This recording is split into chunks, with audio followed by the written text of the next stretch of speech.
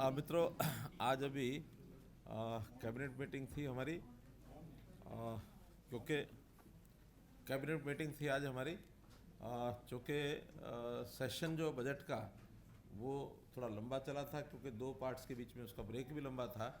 इसलिए पहली जो बैठक हमारी थी वो जनवरी में हुई थी कैबिनेट मीटिंग। फरवरी और मार्च दोनों महीनों में फिर सेशन चला, और अब आज 5 अप्रैल आज फिर से कैबिनेट मीटिंग थी। एजेंडा की संख्या थी वो भी काफ़ी, क्योंकि लंबे गैप के बाद हुई है तो वो संख्या भी 36 थी। 36 में से 3 एजेंडा ऐसे थे जिसमें कुछ ना कुछ दोबारा से उसको रिवाइज़ करके लाने की बात है, तो उनको रेफर किया गया है, दोबारा से आएंगे। 33 एजेंडा में जो महत्वपूर्ण हैं उनकी जानकारी मैं आपको दे रहा हूँ। कुछ फॉर्मल होते हैं, लेकिन कुछ ऐसे हैं कि जिसकी चर्चा करने के बाद आपको एक जानकारी दे रहा हूँ कि हमारा जो विलेज कॉमन लैंड एक्ट है 1964 का, उसमें संशोधन किया है, और उसके संशोधन का आज विचार किया। एक्ट में ही संशोधन विधानसभा में आएगा बाद में। जो गौचरान की ज़मीनें हैं, उन गौचरान की ज़मीनों को गौशालाओं के लिए अगर कोई भी ग्रुप है, कोई गौशाला पहले से चल रही है या कोई और संस्था लेना चाहती है, तो उसके लिए एक प्रावधान किया है कि अब छोटी बड़ी कितनी गौशालाओं के लिए जहाँ गौचरान की ज़मीन है वो पंचायत प्रस्ताव पारित करा करके और भेजेंगे तो उनको मिल जाएगी, डीसी के माध्यम से भेजेंगे। प्रति 1000 गौओं के पीछे 7.5 एकड़ का एक शेड के लिए और 15 एकड़ गौचरान चारे के लिए। और इसी प्रकार से यदि कोई गौ संवर्धन के अन्य कोई काम वहाँ करने की बात जैसे आती है, बायोगैस का कोई प्लांट लगाना है, कोई पशुओं का वहाँ उसी यानी गौशाला के लिए कोई चिकित्सा अस्पताल चलाना है, कोई अनुसंधान या ट्रेनिंग सेंटर कोई करना है, पंचगव्य उत्पाद जैसे आत्मनिर्भर बनाने के लिए गौओं के जो पंचगव्य होते हैं उनके से कुछ उत्पाद भी किया जा सकता है, दूध का, दही का, घी का, या जैसे गौमूत्र है, गोबर है, उसके बहुत सी चीज़ें अब बनने लग गई हैं। तो इस प्रकार से उसके लिए भी उनको स्थान उपलब्ध कराया जाएगा 2 एकड़। तो इस प्रकार से जितनी बड़ी गौशाला होगी उसी हिसाब से उसका प्रावधान किया है। 5100 रुपया प्रति एकड़ के हिसाब से 20 वर्ष तक के पटे तक वो ली जा सकती है। पहली अवधि बहुत कम होती थी, इसलिए लेते नहीं थे। कम अवधि के बाद फिर पंचायतें नोटिस निकालती थी, खाली करो दोबारा ऑक्शन करेंगे, ये वो ऐसा नहीं। लेकिन गौशाला कोई बनेगी तो कम से कम 20 साल उनको चाहिए, तो उसका जो प्रावधान किया है, टाइम पीरियड भी बढ़ा दिया, राशि भी बढ़ाई है। पहले 1000 रुपये एकड़ थी, अब 5100 रुपये एकड़ कर दी है। दूसरा विषय कि जैसे कर्मचारियों को अपने इलाज के लिए मेडिकल जो एड मिलती है, जो फैसिलिटी मिलती है, उस फैसिलिटी में अभी तक एलोपैथी का ही रीइंबर्समेंट होता था हॉस्पिटल्स के जो इलाज का। अब उसमें आयुष पद्धति से भी अगर कोई इलाज कराएंगे उसका भी रीइंबर्समेंट का पैसा उनको मिलेगा। इससे आयुष को भी प्रमोट होगा, और आयुष के साथ जो पद्धतियाँ होती हैं वो बहुत कई बार कारगर होती हैं। तो बहुत से जो कर्मचारी हैं शायद इसी कारण से वहाँ नहीं कराते थे कि उनको रीइंबर्समेंट नहीं होती थी। रीइंबर्समेंट होगी तो आयुष पद्धति को भी प्रमोशन मिलेगा और लोगों को चिकित्सा की एक नई पद्धति ये भी मिलेगी। हमारे यहाँ जो बड़े शहर हैं, नगर निगम जो हैं, उसमें पहले से 3 मेट्रोपॉलिटन अथॉरिटीज़ बनी हुई हैं। गुरुग्राम की GMDA, फरीदाबाद की FMDA और पंचकुला की PMDA। अब हमने सोनीपत की जो घोषणा की थी उसको भी आज विधिवत निर्णय ले लिया गया, SMDA, Sonipat metropolitan development authority, उसका भी एक प्रस्ताव पारित किया है। इसी प्रकार से जो रैशनलाइजेशन का एक आयोग हमने बनाया है उसको भी विधिवत आज पोस्ट फैक्टो जैसे मिलती है मंजूरी, वो हमने दी है। और रैशनलाइजेशन जो आयोग है उसके माध्यम से 6 महीने का समय उनको दिया है कि जितने विभाग हैं, बोर्ड है, कॉर्पोरेशन है, उसमें जो एम्प्लॉइज़ हैं उनकी संख्या कहाँ ठीक है, कहाँ कम है, कहाँ ज़्यादा है, यानी नंबर ऑफ़ पोस्ट की सैंक्शन है। या जैसा अब समय परिवर्तन के साथ टेक्नोलॉजी आ गई है, नई नई विधाएँ आ गई हैं, बहुत से विभागों का काम बढ़ गया है, कई विभाग ऐसे जो मर्ज हो गए हैं, तो उस प्रकार से एम्प्लॉइज़ की रैशनलाइजेशन का जो आंकड़ा है वो 6 महीने के अंदर देंगे। उनके आयोग के जो चेयरमैन हैं श्री राजन गुप्ता, उनको लगाया गया है। एक काम और दिया उनको कि एक रिपोर्ट बना करके देंगे जो रिजर्वेशन इन प्रमोशन, जिसकी हमने घोषणा की कि सुप्रीम कोर्ट के निर्णय के आधार पर, और जो सेंट्रल गवर्नमेंट ने भी उसके यहाँ लागू कर दिया अपने यहाँ, हमारे यहाँ भी लागू नहीं हुआ है, उसकी रिपोर्ट भी इसी महीने वो देने वाले हैं कि किस किस विभाग में, क्योंकि अब हर विभाग की, हर काडर की अलग से ये प्रमोशन होगी, प्रमोशन यानी रिजर्वेशन इन प्रमोशन, तो काडर वाइज होगी, उसकी रिपोर्ट भी उन्होंने इस महीने में उनको देनी है। हम देखते हैं कि जो इंजीनियरिंग वर्क्स हैं हमारे, उसमें क्वालिटी का बड़ा इशू आता है। इसके लिए एक घोषणा की थी हमने, क्वालिटी एश्योरेंस अथॉरिटी, उसको विधिवत आज मंजूरी मिल गई है कि क्वालिटी एश्योरेंस अथॉरिटी के नाते से उसका एक चेयरमैन होगा, कुछ मेंबर्स होंगे, अलग अलग विधाओं के होंगे, और ठीक से क्वालिटी मेंटेन कैसे हो इसके लिए कुछ नॉर्म्स बनाएंगे, और थर्ड पार्टी का सहयोग भी लिया जा सकता है। अथॉरिटी के लोग खुद भी जाके चेक कर सकते हैं, डिपार्टमेंट को भी इंस्ट्रक्शन दे सकते हैं कि ये चीज़ें आपने चेक करनी है, ताकि उसका एक क्वालिटी वाइज चीज़ें हमारी इम्प्रूव हो जाए। तो अलग से एक अथॉरिटी जो बनी है उसका भी आज क्लियरेंस हुआ है। बिल्डर्स के नाते से जो लोग लाइसेंस लेते हैं, मेनली तो गुड़गांव में ज़्यादा है, फरीदाबाद में ज़्यादा है, लेकिन प्रोजेक्ट्स कई बार लाइसेंस लेके शुरू कर देते हैं, बाद में किन्हीं कारणों से डिले होता है।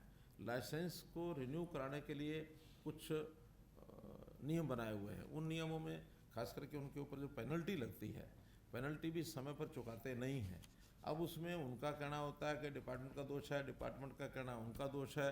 धीरे धीरे हम पॉलिसीज़ के माध्यम से चीज़ें ठीक तो कर रहे हैं, लेकिन फिर भी कुछ की पेंडेंसी बहुत अधिक होने के बाद लाइसेंस का जो रिन्यूअल फीस है वो इतना यानी बड़ी मात्रा हो जाती है कि कभी कभी वो भरने में भी असमर्थ हो जाते हैं, और दोनों तरफ से स्टक हो जाता है मामला। उनको सबको राहत देने के लिए, जिनकी तरफ ज़्यादा पैसा हो गया पेनल्टी का, तो जो मूल जुर्माने की राशि है उसमें जुर्माना जो है वो कितना ही हो गया है, तो वन टाइम सेटलमेंट में जिन्होंने कोई पैसा भी भरा नहीं है उनको सिर्फ 25% उसकी राशि देकर, उस पेनल्टी या जो इंटरेस्ट है, यानी कुल मिला के 100% का 25% और, यानी 25% ऑफ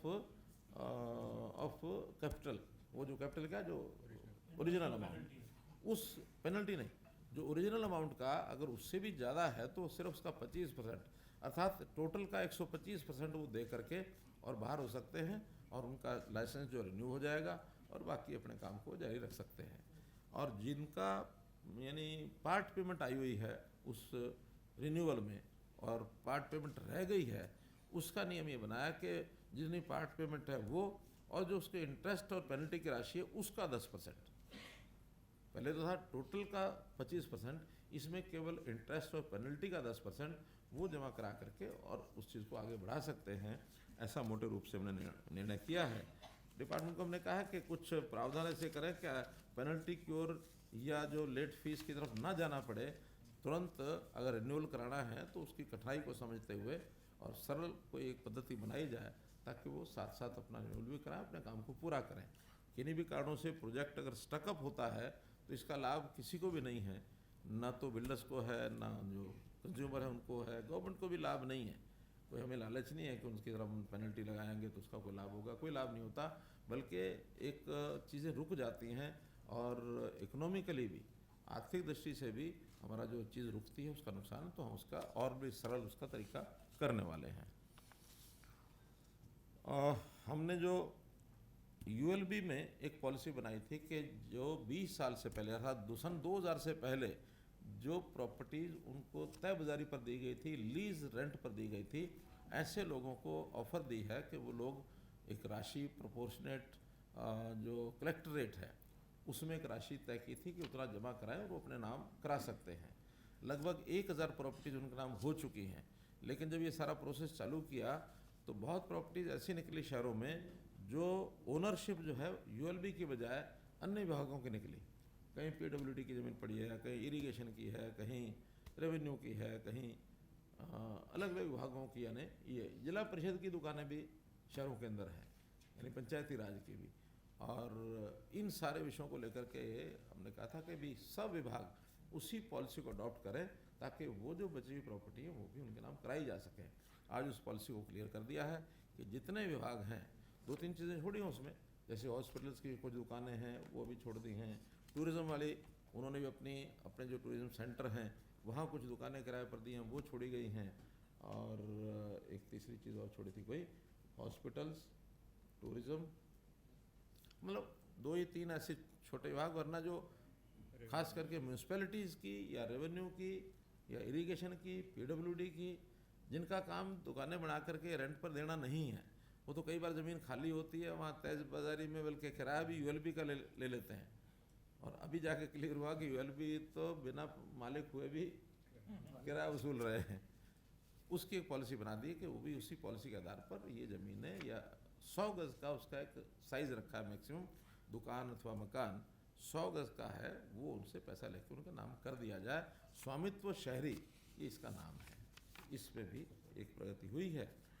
मोटे रूप से ये सब निर्णय थे जो वैसे फॉर्मल थे काफ़ी, तो कोई एक्सटेंशन का यूएलबी की दादागिरी पर रोक लगाना अहम फैसला था।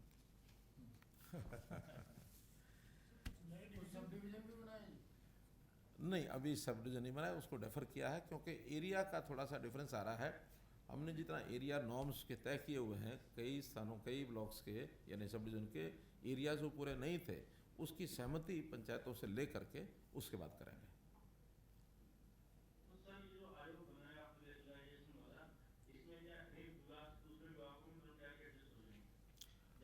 नहीं, विभागों के जो विभाग मर्ज हुए हैं वो तो हो ही जाएंगे, लेकिन बाकी इधर उधर ट्रांसफ़र करने की आवश्यकता इसलिए नहीं पड़ेगी कि हर एक विभाग में कुछ ना कुछ कमी तो रहती है, और अगर कहीं संख्या कम होती है तो उससे पूरा हो जाएगा। जहाँ संख्या बढ़ती है उसके लिए नई भर्ती होगी। मुझे ऐसा नहीं लगता कोई विभाग जिसमें कोई इतने सरप्लस हो जाए कि इधर उधर करने पड़ेंगे। जो मर्जिंग का है वो ज़रूर मर्जिंग करेंगे, और कई बार पहले 2 विभाग होते हैं, उनके रूल्स रेगुलेशंस, सर्विसेज, जो सर्विस रूल्स हैं वो अलग अलग होते हैं। उसमें भी कोई रास्ता ये आयोग निकाल के देगा। भी 2 विभागों को मर्ज किया है तो सर्विस रूल्स के कारण से कोई विवाद ना हो कल के, इस प्रकार का ये विषय है। जो क्वालिटी इंश्योरेंस अथॉरिटी बनाई है, ये इसकी मतलब क्या किस तरीके की वर्किंग के ऊपर ये काम करेगी क्वालिटी इंश्योरेंस अथॉरिटी? देखिए, वैसे तो डिपार्टमेंट में भी उनकी जिम्मेदारी होती है कि क्वालिटी ठीक रहे, लेकिन कई बार कोई दूसरा एक सिस्टम बनाया जाए तो डिपार्टमेंट पर भी रहता है कि इसमें क्वालिटी का कंप्रोमाइज़ ना करे। वास्तव में तो ठेकेदार ही ज़्यादा गड़बड़ करता है कि क्वालिटी के लिए पैरामीटर्स कुछ और लिखे होते हैं, और जो बनाता है तो उसमें बहुत बार शिकायतें मिलती हैं कि सड़क बनती बाद में है, टूट पहले जाती है। तो अल्टीमेटली कोई ऐसा कोई टेंडर की शर्त थोड़ी होती है कि भी पहले बाद में बने और पहले टूटे। वो तो ये है कि उसकी चोरी पकड़ने के लिए कोई मैकेनिज्म, कोई सिस्टम ये रहना चाहिए। जैसे विजिलेंस डिपार्टमेंट है, वो पैसे की कोई बंगलिंग होती है, कहीं कोई भ्रष्टाचार होता है तो वो एंटी करप्शन ब्यूरो है। इसी प्रकार क्वालिटी का ध्यान रखने के लिए अलग से ऐसी व्यवस्था पहले नहीं थी, तो एक अलग व्यवस्था रहेगी कि हर बड़े छोटे काम का क्वालिटी का जो पैरामीटर है उसको चेक करने के लिए सिस्टम बनाएंगे। जैसे पहले टेक्निकल एडवाइज़र तो अभी यानी डिपार्टमेंट में अभी भी टेक्निकल काम करने वाले लोग हैं ही हैं, फिर भी अलग एक अथॉरिटी की इसकी आवश्यकता है, चाहे वो बिल्डिंग है, चाहे वो रोड्स हैं, चाहे वो कोई इस प्रकार का टेक्निकल काम है, कोई मशीनरी है, कोई प्रोजेक्ट है, सब पर निगाह रखी। एक तरीके से कंप्लीशन सर्टिफिकेट जो है वो इस अथॉरिटी के जरिए मांगा जाता है। नहीं, अथॉरिटी अभी प्रोसीजर उसका बनना है, उसमें क्या इनका मानो आगे वो भी रिकमेंड करेंगे क्या रोल होना चाहिए, डिपार्टमेंट भी रिकमेंड करेंगे, तो उसके नियम तो भी बनने हैं। आज तो अभी मुख्य रूप से उस अथॉरिटी को बनाने के लिए एक मैंडेट मिल गया कि हाँ उस अथॉरिटी को बनाना है। पहले उसकी एडवर्टाइजमेंट होगी, चेयरमैन बनेंगे, मेंबर बनेंगे, फिर उसके बाद ये सारी प्रोसेस चालू होगी। नहीं, क्वालिटी कंट्रोल के नहीं है वो। राजन गुप्ता जी हैं नॉर्मलाइज, ये जो रैशनलाइजेशन आयोग के। कोरोना को लेकर के क्या तैयारी है हमारी? एक एक करके कोरोना को लेकर के क्या तैयारी है हमारी, क्योंकि लगातार जिस तरह से मामले देखिए, डिपार्टमेंट सारी चीज़ का एनालिसिस भी कर रहा है, सब नज़र बनी हुई है, और अभी हमने हेल्थ मिनिस्टर को कहा है कि इस बारे में बार बार मीटिंग्स अपनी करें, वो कर रहे हैं। अभी उस प्रकार की बात तो नहीं है जो पहले एकदम पैनिक था। पैनिक होना भी नहीं चाहिए, होने भी नहीं देंगे, लेकिन सावधानी पूरी बरतेंगे। कुछ पेशेंट्स अभी डिटेक्ट हो रहे हैं भिन्न भिन्न अस्पतालों में, 500 के आसपास ऐसी संख्या है जो अलग अलग अस्पतालों में हैं। कहीं थोड़ा उस प्रकार के सिम्टम्स, जैसे पहले कोरोना के सिम्टम्स थे, उस प्रकार के सिम्टम्स निकल रहे हैं, तो उसको सावधानी बरतने के लिए कहा जाता है कि भी सारी जो सावधानी कोरोना वाले वो ध्यान रखें। एक कल कहीं रिपोर्ट हुई है, शायद एक डेथ भी हुई है। हाँ, एक डेथ हुई है कल। दो डेथ हुई टोटल। अच्छा तो सर ये इस पर पूरे पर ध्यान है। और देखिए पहले भी हमारी टीम ने बहुत अच्छा काम किया है और इतने अच्छे प्रकार से कंट्रोल भी किया। बल्कि मैं अब भिवानी दौरे में मैंने तो ये सारा लोगों से चर्चा भी की। और भारतवर्ष में प्रधानमंत्री जी मोदी जी के यानी आह्वान पर जैसे साइंटिस्ट ने 2 वैक्सीन ये रिसर्च करके और न केवल अपने देश के लोगों को बल्कि दूसरे देशों में भी वैक्सीन पहुंचाई, बहुत बड़ा योगदान भारतवर्ष के लोगों का रहा है उसमें। हम किसी भी तरीके से कोई भी स्थिति होगी उसके लिए तैयार हैं। सर ये जिस तरह से नहीं, कोई इधर आवाज़ आई थी। सर मैं ये पूछ रहा था, जो क्वालिटी इंश्योरेंस वाला मामला है, तो क्या पुराना जो घटिया मटेरियल या कोई शिकायत आती है उसको भी चेक करेंगे? सब चीज़ों को क्वालिटी में सप्लाई है, जो सप्लाई ऑफ मटेरियल उसको भी चेक करेंगे। मान लो कोई आउटडेटेड, अब सीमेंट भी है बहुत पुरानी है, ख़राब हो जाती है। सरिया है, सरिये में जंग लगा हुआ है, वो भी अगर ख़राब होगा। बिल्डिंग में कहीं कंस्ट्रक्शन के काम में लापरवाही बरती गई, जैसे अब चिंतल का एक विषय आया गुरुग्राम का, उसके अंदर जो जानकारी मिल रही है कि पानी का ही खराबी थी, पानी जो उपयोग ठीक नहीं किया गया जिसके कारण से जंग भी लगा है लोहे को। तो कोई भी कारण होते हैं, उन सब चीज़ों को वो चेक करेंगे। अभी तक तो क्या था कि कोई भी चीज़ ख़राब होती थी उसकी सैम्पलिंग ले करके हम कभी किसी लैब पर, कभी किसी लैब पर, रुड़की लैब में, कभी श्रीराम लैब में, कभी कहीं। हो सकता है यहाँ कोई ना कोई ऐसा सेटअप भी हम बनाए कि उस सेटअप में हर प्रकार की चीज़ों की क्वालिटी कंट्रोल के नाते से उसको चेक करने का विधि विधान बनाना पड़ेगा। सर ये जिस तरह अथॉरिटी एक्शन लेने कुछ अभी बताया, रूल्स अभी बनेंगे उसके। टर्म्स कंडीशन सर ये जिस तरह से खराबा चल रहा है फसलों का और ओलावृष्टि या पानी की वजह से, क्या इसमें कोई ऐसा विचार चल रहा है कि जैसे गेहूं की नमी की मात्रा होती है खरीदने की होती है, तो उसमें कोई छूट देने की बात चल रही है केंद्र से या सरकार अपने तौर पर सोच रही है? देखिए, जब चीज़ें मंडी में आती हैं उस समय ये ध्यान में आता है कि कौन सी चीज़ की आवश्यकता है। कभी कभी लस्टर लॉस ज़्यादा हो जाता है बरसात के कारण से, उसमें कुछ छूट मिलती है। कभी कभी वो दाने का जो ब्रोकन होता है उसमें जो मिक्सिंग होती है छोटे दाने की, उसका कुछ छूट मिलती है। अभी तक मुझे ध्यान नहीं आया कि कोई बहुत बड़ी छूट मॉइस्चर में दी गई होगी। मॉइस्चर में छूट देने से जो है वो भी ख़राब हो जाता है। अल्टीमेटली चीज़ को सुखा करके और जो उसका उपयोग है उसका तो आटा बनना है, उसको लंबे समय तक रखना भी होता है, स्टोरेज भी होती है। तो इसलिए मॉइस्चर वाले विषय पर ज़्यादा छूट नहीं होती। लेकिन जो चीज़ ऐसी है जिसकी छूट देने से कोई क्वालिटी में बड़ा अंतर खाने की चीज़ में ना आए, उस पर ज़रूर थोड़ा बहुत विचार करते हैं। लेकिन अभी जब कोई डिमांड आएगी कितना करना, क्या करना, तो केंद्र को कहेंगे, केंद्र की सहमति से, एफसीआई की सहमति से होता तब करेंगे। सर आप भिवानी समय के दौरे बढ़ाने पर जाएंगे रहे, कि इसी के साथ भिवानी के दौरे पर रहे, अलग-अलग वर्गों से मिले, गाँव में गए, किसानों से मुलाकात की।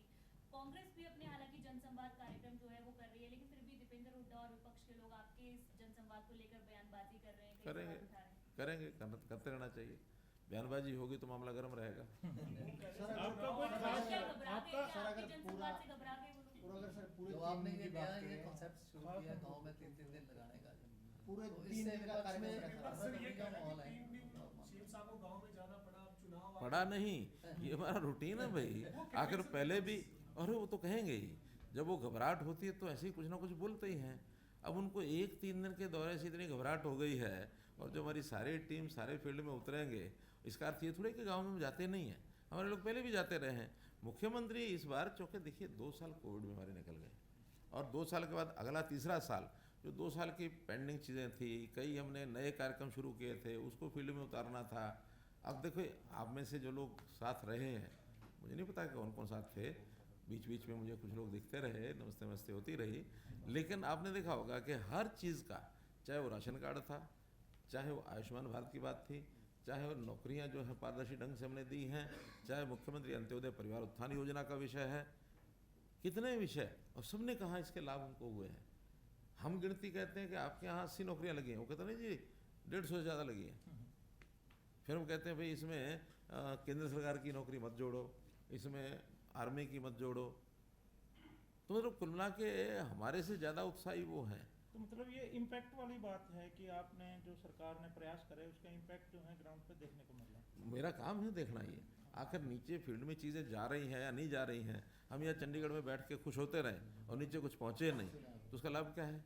आखिर इन चीज़ों से हमें भी विश्वास बना कि जो चीज़ें हमने पहली बार नहीं की हैं, जनता के द्वार तक जाने के लिए सेवाएं और जो हमारी योजनाएं हैं वो कितनी पहुंची हैं, उससे मैं बिल्कुल सेटिस्फाइड हूँ। वगैरह का लाभ ले रहे हैं बहुत ज़्यादा, बहुत। लोगों को घर बैठे ही 3 दिन आप दीवानी दौरे पर थे, कल ये प्रेस नोट आया कि 7,000 से ज्यादा शिकायतें वहाँ पर मिली हैं। आप इसको सफलता मानते हैं कि दौरे से ये शिकायतें आ गई, या फिर चुनौती मानते हैं कि अभी और काम करने की जरूरत है? देखिए हमारी 72 लाख परिवार हैं, 2.25 करोड़ आबादी है, 7,000 गांव हैं, और समस्याएं जो होती हैं वो सामान्यतः ये सब लगातार चलने वाला काम होता है, और इसके अंदर बहुत सी इंडिविजुअल समस्याएं ज़्यादा होती हैं, सामूहिक समस्याओं की एप्लीकेशन नहीं आती। इंडिविजुअल क्या कि मेरी ट्रांसफ़र भले वो ऑनलाइन हुई है तो भी मेरा बच्चा छोटा बीमार है, मेरे माता पिता बीमार है, मेरा ट्रांसफ़र करा के नज़दीक डेपुटेशन कर दीजिए, या कहीं कोई आर्थिक सहायता की आ गई, किसी के मकान की कोई मरम्मत करानी है वो आ गई है। और ऐसी भी हैं जो हमारी स्कीमें चल रही हैं उसमें स्कीम का लाभ नहीं मिला, मानो किसी की पेंशन बढ़नी चाहिए थी नहीं बन पाई है, या हमने प्रोएक्टिवली बनाई है सब, लेकिन सिस्टम का पार्ट है, कमी रह भी सकती है। जनरल ब्रांचेस की जगह इंडिविजुअल ब्रांचेस इंडिविजुअल ज़्यादा थी, जनरल में भी थी। पानी की समस्या उस इलाके में देखने को मिली, पीने के पानी की। हमने कहा है कि पीने के पानी की कोई कमी नहीं रहने देंगे, पानी होगा बाकी वर्षा इसके इरिगेशन के लिए तो वो जाएगा ही। और वो क्षेत्र ऐसा है खास करके जो राजस्थान के साथ साथ वाला इलाका, तो शाम का हल्का जिसको मैं कहूँगा, तो उसमें कुछ ज़मीन भी रेतीली ज़मीन उबड़ खाबड़ और पानी पहले से ही कम जाता रहा है, लेकिन अब तो वहाँ पानी का टेल तक पहुँचाने का काम हमने जो किया था अब चलता भी है। एक जगह एक नहर जो चल रही थी, छोटी नाली जिसको खाड़ा कहते हैं, उस खाड़े पर वहाँ जो लोग मिले वो कहते हैं जी अभी तो फिर भी हमें पानी दिखता है, 10 साल पहले तो पानी का कभी था ही नहीं। चौधरी बंसीलाल ने उस इलाके में खूब नालियाँ नाले खाले खूब बनाए, लेकिन पानी नहीं पहुँचा पाए। हमने अब वहाँ चाहे सप्ताह यानी 1 महीने में चाहे 3 दिन 7 दिन जो भी आता है, लेकिन पहली बार ये पिछले 4-5 साल में पानी जाना शुरू हुआ है। हमने तसल्ली कराई है कि भी पीने का पानी साधन आपको ज़रूर मिलेगा। हुड्डा साहब ने अभी हाल ही में एक प्रेस कॉन्फ्रेंस की, उसमें उन्होंने बताया कि जब आपने बजट पे रिप्लाई दिया तो तबीयत खराब थी तो वो सेशन में नहीं थे, लेकिन उन्होंने कहा कि जैसे आपने कहा कि हुड्डा साहब बार बार अपने आंकड़े बदल रहे हैं, तो उन्होंने एक बहुत ही लंबा कच्चा चिट्ठा पेश किया। ऐसा उनके आंकड़े बताए कि हुड्डा साहब बीमार थे, लेकिन उनके 29 MLA तो और भी थे, किसी को भी पकड़ा सकते थे कागज़। उनके डिप्टी लीडर थे, उनके माध्यम से भेजते, और जो उन्होंने बोला आखिर वो लगातार नहीं, आखिरी में 2 दिन बीमार रहे, लेकिन उससे पहले भी उन्होंने यही सारे विषय उठाए थे, इन्हीं का जवाब लेके गए थे। तो उनका जवाब देने के बाद भी रटी रटाई वही बात कि हम 71,000 करोड़ छोड़ के गए थे। और मैं कहता हूँ सिद्ध करो 71,000, मैं कहता हूँ 98,000 करोड़, इस एक बात का ही फैसला कर लो। ईब भी वही है जी, और 4 लाख से ऊपर का कर्जा बता रहे हैं। मैं कहता हूँ वो कितना ही बता दें, और धीरे धीरे देखिए प्रदेश प्रगति पर जाएगा। तो ये कर्जे के बिना, ये तो उन्हीं का स्टेटमेंट कभी का है, और उन्हीं का है वो, उन्हीं का खाली है नहीं, सभी का वो रहता है कि विकास के नाते आवश्यकता अनुसार कर्जे लिए जाते हैं। अच्छा, एक तो और आज हम कर्जा विहीन ऐसा नहीं है, हमने भी कहा कि हमारा कर्जा इतना है, इससे ज़्यादा नहीं है। एक और सवाल है सर, ये पीपीपी को लेके उस दिन भी हुड्डा साहब ने कहा कि उनकी सरकार आई तो बंद कर देंगे। आप 3 दिन क्योंकि ग्राउंड पे रह के आए हैं, कोई आपको पीपीपी को लेके कोई कंप्लेंट मिली? मैं कहता हूँ इतना आनंद है उनको कि घर बैठे हमको सारी चीज़ें मिल रही हैं। बल्कि मैं तो कहता हूँ ये स्टेटमेंट अगर वो बार बार देते रहेंगे कि पीपी बंद कर दें, पीपी बंद कर देंगे, चाहे वो पीपीपी है और चाहे ई टेंडरिंग है। ई टेंडरिंग के मामले में भी आप दोनों तो मुझे दिख रहे थे और भी को दिखा होगा, किसी ने विरोध किया?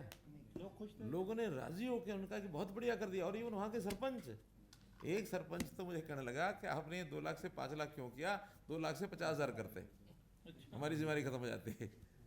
सीएम साहब, एक लंबे समय से बंद थी, अब एक बार फिर से चर्चा शुरू हुई है कि मंत्रिमंडल में एक बार फेरबदल हो सकता है। देखिए पहले दिन भी था, आखिरी दिन भी रहेगा। ये चर्चा को रोकने का कोई फायदा भी नहीं है, और चलता रहेगा तो अच्छा ही है, सब अलर्ट रहेंगे। सर मेरा प्रशासनिक सवाल ये फेरबदल है कब तक आ रहा है जी? सर एक मेरा ये सवाल है, वहाँ पर ग्रामीणों ने काफ़ी सुझाव दिए, और बड़ी बात ये थी आपने सुझावों को लेकर साथ ही साथ घोषणा भी कर दी, काफ़ी सुझाव दिए। तो कौन कौन से बड़े सुझाव थे ग्रामीणों? देखिए बहुत सी चीज़ें नए अच्छे सुझाव आते हैं। जैसे एक किसान ने कहा कि जो नहर का पानी मोरी में जाता है ना, तो उस समय वो जो सॉकेट होती है, उस सॉकेट पर कोई चीज़ अड़ जाती है, कभी चलते पानी में कोई बोतल आ गई, कुछ और आ गया तो फंस जाती है, और फंस जाती है तो हमें उसको निकालने के लिए कई बार वो गहराई में होता है तो नहर में उतरना पड़ता है, ठंड का मौसम होता है तो वो बहुत मुश्किल आती है। तो इसका कोई और तरीका किया जा सकता है क्या? मैंने कहा बताओ क्या कर सकते हैं। वो कहने लगे जी उस जगह पर ना होकर के थोड़ा वहाँ से तो पाइप से पानी आए, थोड़ा आगे चल करके एक हौद बनाई जाए और उस हौदी में वहाँ सॉकेट हो ताकि हम नीचे झुक करके अगर उस वहाँ फंस जाए कुछ झुक करके निकाल सकें, पानी में ना जाना पड़े। मैंने इंजीनियर को बुलाया तुरंत, मैं कभी क्या कह रहा है ये। अब वो अपनी बातें इधर उधर एक्सप्लेन कर रहा था। मैंने कहा तेरे से बढ़िया तरीका बताया इसने। 1 महीने में इसको इसी ढंग से सोल्यूशन करके दिखाओ, सफल हो असफल हो तब बताओ मुझे। तो मैंने तुरंत उसको कहा लागू करो। ऐसे ही एक सज्जन ने कहा कि पुलिस की जो गाड़ियाँ होती हैं जो कंडम हो जाती हैं, पुरानी हो जाती हैं या जिनकी किलोमीटर पूरी हो जाती है, उनको ऑक्शन करते हैं, मतलब उनको बेचते हैं, ऑक्शन नहीं बेचते हैं। और अभी जो है डीसी और ये जो है ना मैनुअली उसको बुला करके लोगों को तब उसकी बोली कराते हैं और सब हेरा फेरी करते हैं, जिसको देनी होती है देते हैं। इसको आप ऑनलाइन करो। हमने कहा कल से ही डीजीपी को मैंने कह दिया कि इसको ऑनलाइन करना है। ऑनलाइन में कोई भी कहीं बैठा उसकी गाड़ी का देखेगा, अपना उसको आके लेने हो के आके देख जाएगा, इंस्पेक्शन करना कर जाएगा, लेकिन बोली वहाँ भी वो ऑनलाइन ही लगाएगा ताकि हर किसी को पता लगे कि ये गाड़ी इसमें मिल रही है, बिक रही है। वो तो सर कई सीआरपीसी में प्रोविजन है, एसपी लेवल के अफसर कई अपने बंदों को चौहत्तों को देते हैं, दे सकते हैं। सीआरपीसी 35 है, पता नहीं कौन सा। मैं वही कह रहा हूँ ना, अब कोई नहीं दे सकेगा। अब तो हाँ, वहाँ जो आए देखे वो भी ऑक्शन में ही जाए, उसका एक समय फिक्स होगा। बल्कि ऑक्शन का तो हमने बहुत अच्छा तरीका एक निकाला है कि लास्ट ऑक्शन के बाद हम एक समय तय करते हैं। अगर क्लोज होने का ऑक्शन का टाइम भी है ना और उससे 1 मिनट पहले ऑक्शन आ गई तो उस ऑक्शन के बाद वो अपने आप लाइव हो जाती है ऑक्शन उतने समय के लिए, उस टाइम के बाद भी। मानो 15 मिनट रखा तो 15 मिनट में अगर कोई ऑक्शन आ गई आखिरी टाइम के ख़त्म होने पर भी तो 15 मिनट के लिए वो फिर दोबारा से लाइव हो जाएगी। हाँ, फिर 15 दिन में 14 मिनट पर फिर आ गई, फिर 15 मिनट के लिए तो चलता रहेगा। एक ऑक्शन तो ऐसी चली थी कि वो सवेरे जाके बंद हुई, रात भर लगे रहे। HSVP क्या था ये। दोबारा दौरा कब हो रहा है सर? अगला संवाद कहाँ पे? सोचा है अभी और आपको बताऊंगा तो सबको पता लग जाएगा। 12, 13, 14 अभी अप्रैल में पलवल जिले में ये मेरा दौरा होगा। नगर निगम के चुनाव पेंडिंग है सर, 3 नगर निगम के और फिर प्रोसेस पूरी हो रही है। उसमें हमने जो बैकवर्ड क्लास कमीशन बनाया है उन्होंने रिपोर्ट अपनी देनी है, क्योंकि रिजर्वेशन के नाते से कुछ चीज़ें हमने चेंज की थी। बाद में एक सुप्रीम कोर्ट का निर्णय आया था, उन्होंने कहा कि ट्रिपल टेस्ट ये करने के बाद ही आप चुनाव करा सकते हैं। वो ट्रिपल टेस्ट की कुछ शर्तें थी, वो हमने बैकवर्ड जो आयोग है हमारा बैकवर्ड क्लास आयोग, कुछ काम उनके ज़िम्मे था, कुछ हमने अपने आप किए हैं और बहुत जल्दी वार्डबंदी वगैरह हो करके और कभी भी उसकी घोषणा हो सकती है। कोई प्रशासनिक साहब इसी आपके कार्यक्रम को लेकर के एक क्लिप जो है वो विपक्ष को मिली जब नौकरियों को लेकर के आप ग्रामीणों से बातचीत कर रहे हैं, उसको लेकर रणदीप सुरजेवाला कभी ट्वीट कर रहे हैं, कभी बयान आ रहे हैं, हाईकोर्ट में शिकायत। देखिए उसके बारे में स्पष्टीकरण भी दे चुका हूँ और मैंने जो कुछ कहना था मीडिया के माध्यम से कहा जा चुका। कोई भी ऐसी कंट्रोवर्शियल बात बार बार करना ठीक नहीं है। सर प्रशासनिक फेरबदल ऐसी चर्चाएं होने वाला है, क्या मान के चलें कि आजकल में हो सकता है? प्रशासनिक फेरबदल तो रोजाना होता है कुछ ना कुछ, कब रुकता है? अभी 4 दिन पहले हुआ। पुलिस के ट्रांसफर कितने हो गए ना, हाँ, तो बस फिर आज भी हो, मैं तो IAS का भी होगा, HCS का भी होगा, HPS का भी होगा, इंजीनियर्स का भी होगा, डॉक्टर्स का भी होगा, सबका होगा। धन्यवाद।